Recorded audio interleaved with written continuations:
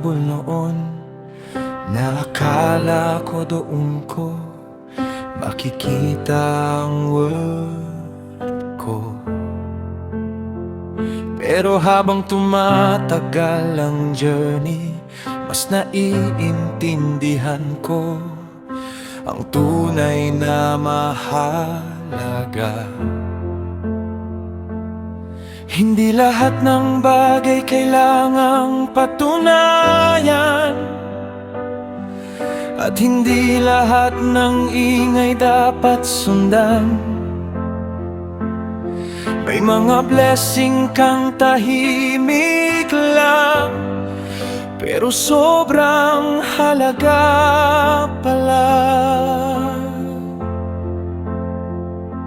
Ayokong sayangin ang mga bagay na pinagkatiwala mo sa buhay ko, mga taong mahal ko at mga pangarap na itinanim mo. At habang papalapit ang bagong season, mas gusto kong mamuhay ng may wisdom. Hindi perfect, pero intentional, at marunong mag-ingat ng future. Kapag iniisip ko ang lahat ng biyaya mo, puno ng pasasalamat ang puso ko. Diyos ko, ingatan ko ang binigay mo, ang purpose at future ko. Sa bawat blessing na ipinagkatiwala mo, pipiliin kong pahalagahan. Ingatan ko ang binigay mo, hindi ko ito sasayangin. Sa bawat bagong chapter na bubuksan mo, ikaw pa rin ang susundan ko.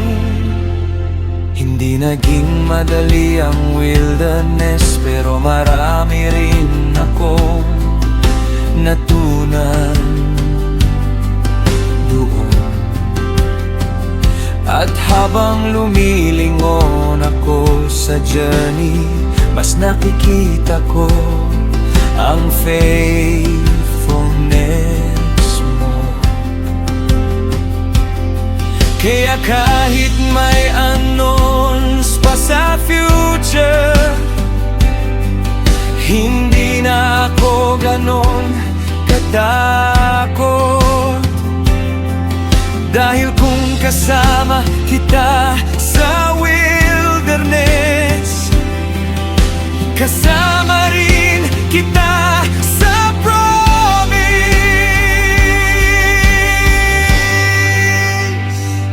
Kapag ikaw ang kasama sa future ko, May peace akong magpatuloy.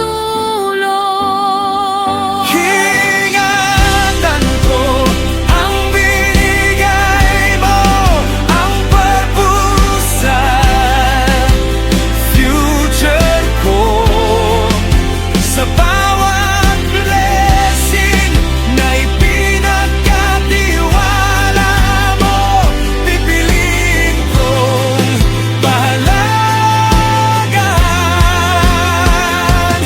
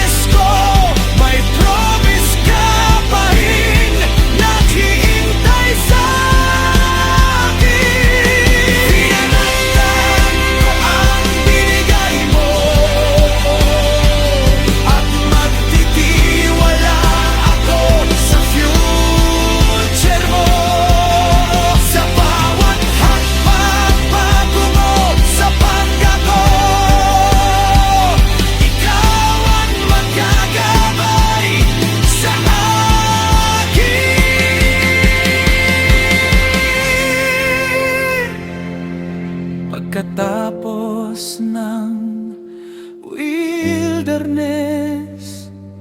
may promise ka pa ring dala.